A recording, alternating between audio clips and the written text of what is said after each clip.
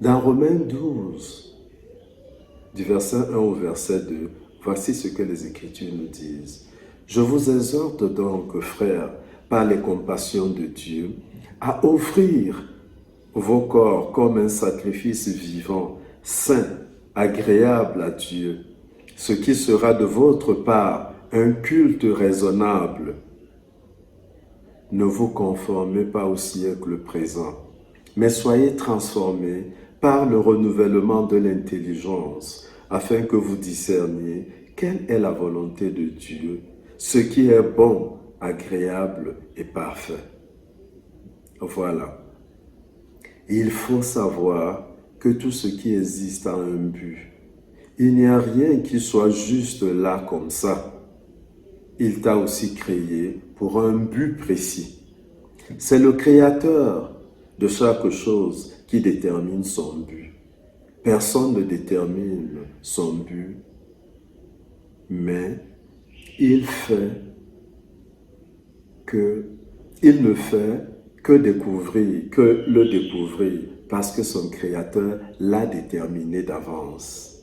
Dans Proverbe 19, verset 21, voici ce que la parole de Dieu nous dit.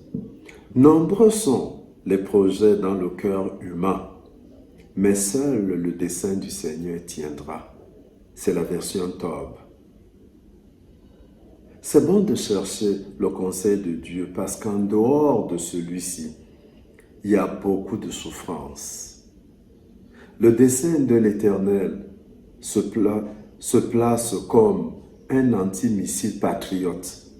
Chaque fois qu'une initiative humaine tente de se mettre en place, le dessein de l'Éternel engage un combat contre celle-ci.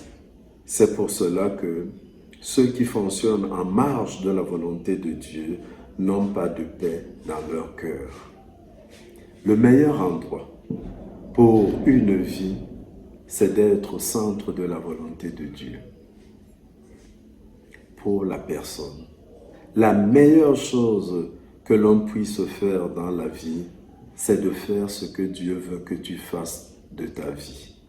Ce n'est pas forcément le boulot le mieux rémunéré ou un travail particulier. La véritable réussite dans ta vie, c'est le succès dans la direction de la volonté de Dieu pour toi. Dans le livre d'Ésaïe, au chapitre 43, le verset 21, voici ce que la parole de Dieu dit. Le peuple que je me suis formé publiera mes louanges. Oui, le Seigneur s'attend à ce que dans ton activité quotidienne, la louange monte vers lui. Il s'attend à ce que tu puisses l'honorer par ton travail. Le travail n'est pas ton travail. Dieu t'a créé pour pouvoir l'honorer. C'est ce que les Écritures disent. Nous allons de même lire dans Ecclésiaste 3, verset 1. Voici ce que la Bible dit. Il y a un temps pour tout, un temps pour toutes choses sous les cieux. Ce n'est pas parce qu'il y a eu une affaire entre ton père et ta mère que tu es venu. Ce n'est pas parce que tu es dans une église ou dans un environnement que tu es ce que tu es. Non, c'est parce que le temps de Dieu est arrivé. Lui qui a un temps pour toutes choses sous les cieux, c'est parce que tu rentres dans les plans de Dieu qu'il t'a créé. Tu n'es pas un accident. Oui, dans ce cadre-là, il faut savoir que